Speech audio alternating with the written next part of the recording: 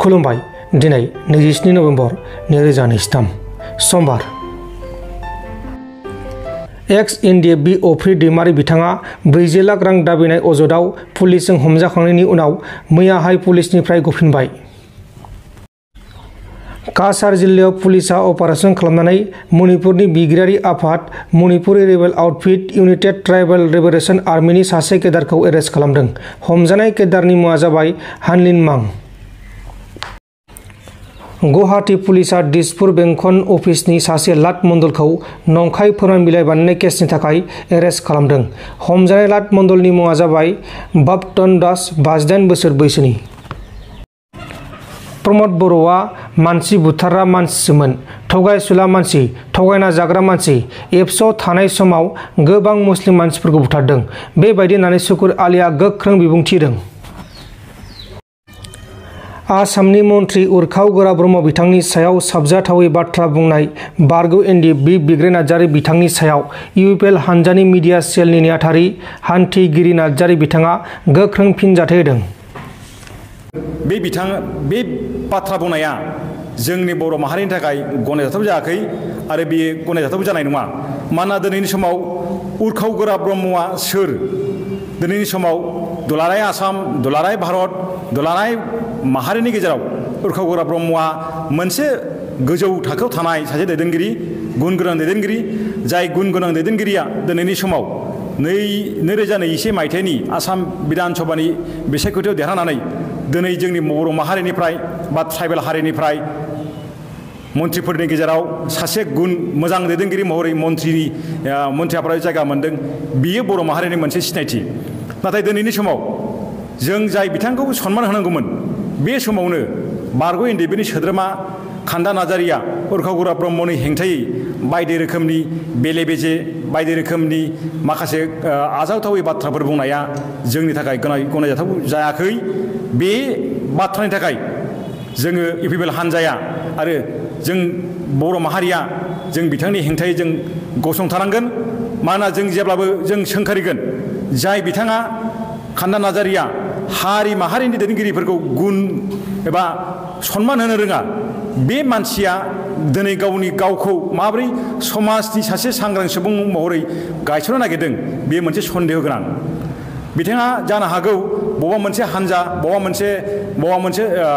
मोनसे बिन्दोनि मानसि सोद्रोमा, नाथाय गावखौनो गाव सिनायनो रोङा।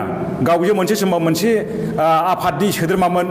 जाय आफादा बर' माहारिनि थांनाय आरो जौगानायनि बाथ्रा बुंनानै दावहाथिलियाव बिथाङा नांसोदोंमोन। नाथाय बिथाङा दिनै बेफोर गावनि बावसोमनाय आरो आफादा माहारिनि नांसोमनाय थांखिफोरखौ बावनानै दिनै गावनि राजखान्थियारि चक्रान्त साजायनायनि थाखाय जोंनि इउपिएल हान्जानि दैदेनगिरि आरो मन्थ्रि बिथांनि सायाव बाथ्रा बुंनाया दिनैनि गेजेराव बिथाङा जे सासे समाजखौ अनसायनो रोङै, समाजनि मोजां साननो रोङै गावखौनो गाव सिनायथि होदोंना आं सानो, जोंनि इउपिएल हान्जाया सानो। बेनिखायनो जों बुंगोन बेबायदि बर' माहारिनि गेजेराव थानाय दैदेनगिरिफोरखौ सोरबा सासे सुबुङा एबा सोरबा सासे बेक्तिया थार जायै बा ओंथि गैयै बाथ्राफोर बुंनायफ्रा जोंनि गेजेराव मोनसे आजावथावै जादों।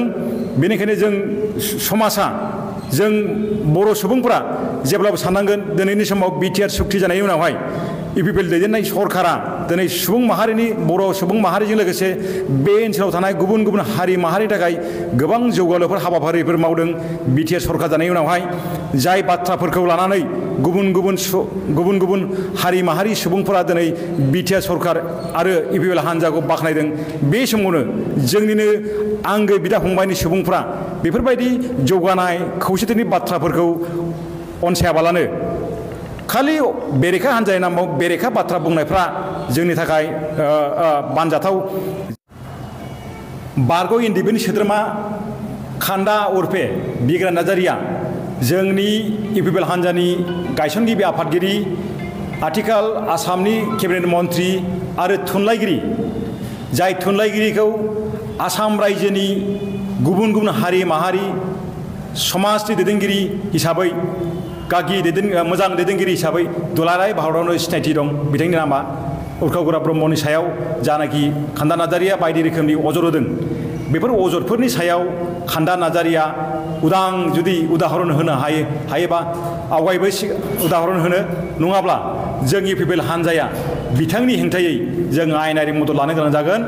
मानोना दिनैनि समाव जाय थासारियाव बर' माहारिया बायदि रोखोमनि खैदां खैफोद हारि माहारिनि गेजेराव खौसेथि गैयामोन बै समावनो मानगोनां उरखाव ब्रह्मआ हारिखौ मोनसे खौसेथि थासारियाव लाबोनानै हारिखौ दैदेनबोदों गावखौ बाउसोमबोदों गावनि फारसे जेबो नोजोर होआबालानो हारि माहारिनि बर' माहारिनि थाखाय बाउसोमबोदों। बेबायदि दैदेनगिरिनि सायाव खान्दा नार्जारिया गावनि थौले मेलेमजों बायदि रोखोमनि बाथ्रा बुंनाया जोंनि बर' सुबुं माहारिफोरखौ लाजिफोनाय जादों होननानै जों फोथायो। नोंथांमोन दिनैनि खौरांफोरा बेखिनिल'मोन। बेखिनिसिम नायनायनि थाखाय नोंथांमोननिसिम रोजा रोजा साबायखर। गोजोन्थों। एसेनोसै। जय बर' हारिनि।